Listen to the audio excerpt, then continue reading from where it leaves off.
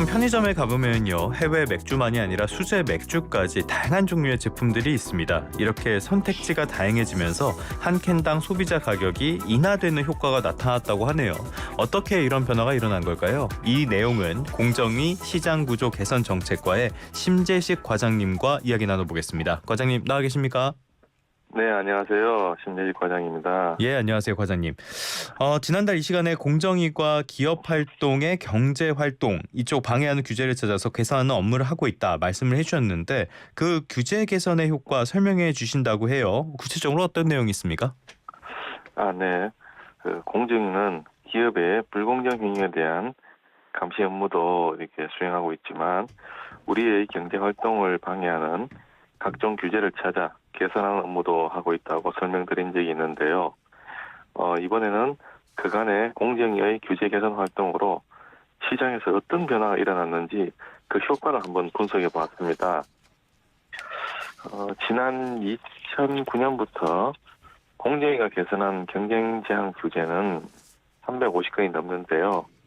그 중에서도 객관적 자료 확보가 가능하면서 우리 국민들의 삶과 밀접한 연관이 있는지 등을 고려해서 맥주 시장과 면세점 시장 등 두 개 시장을 선정해서 규제 개선 이후에 나타난 효과를 한번 분석해 보았습니다. 맥주 시장과 면세점 시장. 사실 우리 퇴근길에 맥주 같은 말도 하잖아요. 맥주 시장 굉장히 사람들에게 많이 와닿을 것 같은데 어떤 규제 개선이 있었습니까? 네. 공정위는 2016년 말부터 관계 부처와 맥주의 생산과 유통, 가격과 조세 체계에 이르기까지 광범위한 개선을 추진하였습니다. 우선 맥주 생산의 측면에서 말씀드리면요. 주로 수제 맥주를 생산하는 소규모 맥주 제조업체들이 시장의 수요에 탄력적으로 대응할 수 있도록 저장조 용량 등과 같은 제조 시설의 제한을 완화했습니다. 다음으로 주류도 OEM 생산을 허용하면서 소규모 기업들이 대기업의 유휴 생산 시설을 이용한 위탁 생산이 가능하게 되었는데요. 이를 통해 소규모 기업들도 수요 증가에 대항한 대량 생산이 가능하게 되었습니다. 알겠습니다. 또 어떤 규제가 개선된 게 있습니까? 예전에는요, 소규모 맥주 제조업체가 생산한 맥주는 대형마트나 편의점과 같은 소매점에서는 구입할 수가 없었어요. 소매점으로의 유통이 제한된 것인데요.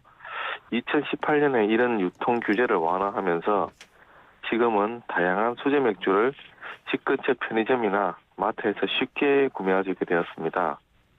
또 중소 맥주 제조업체가 이용할 수 있는 유통업자도 확대되면서 수제 맥주의 도소매 유통 제한도 풀렸습니다.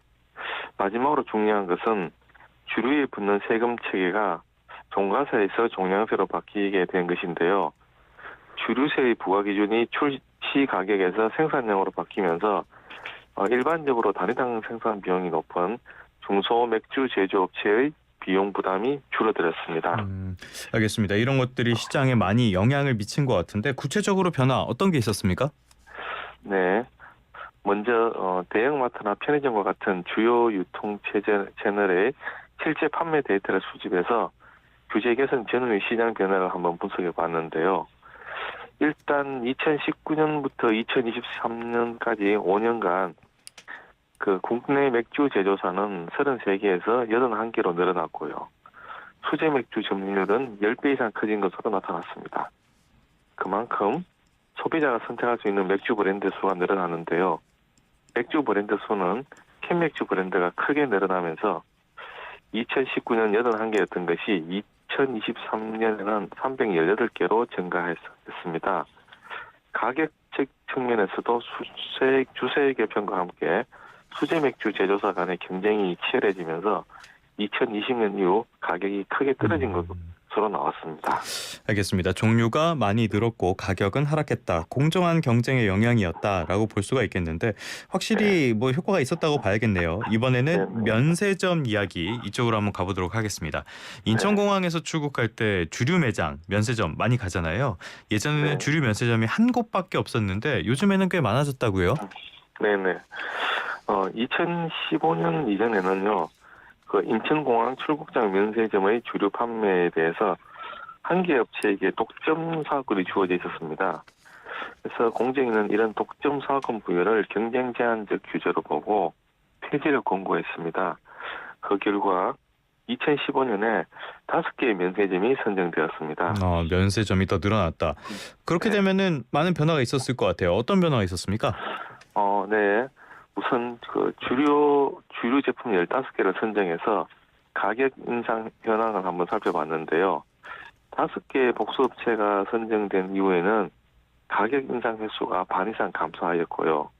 가격 인상률 또한 기존의 9.4%에서 3.8%로 떨어진 것을 확인할 수 있었습니다. 또 연평균 18건에 불과하던 판매 촉진 행사가 복수업체 선정 이후에는 46건으로 2배 이상 증가했습니다. 마지막으로 기존 업체에서 취급하지 않았던 주류 브랜드나 제품을 살 수 있게 되면서 소비자들이 더 다양한 주류를 선택할 수 있게 된 것으로 나타났습니다. 맥주나 면세점이나 더 다양한 제품을 더 저렴한 가격에 살 수 있게 됐다. 확실히 소비자들에게 긍정적인 결과가 있었던 것 같아요. 끝으로 청취자분들께 전하고 싶은 말씀이라면 어떤 게 있을까요? 네, 저희 공정위뿐만 아니라 여러 정부 부처의 협력으로 단연간에 걸친 규제 개선을 추진하고 또 그 이후에 긍정적인 시장의 변화를 보여드릴 수 있었던 것 같습니다.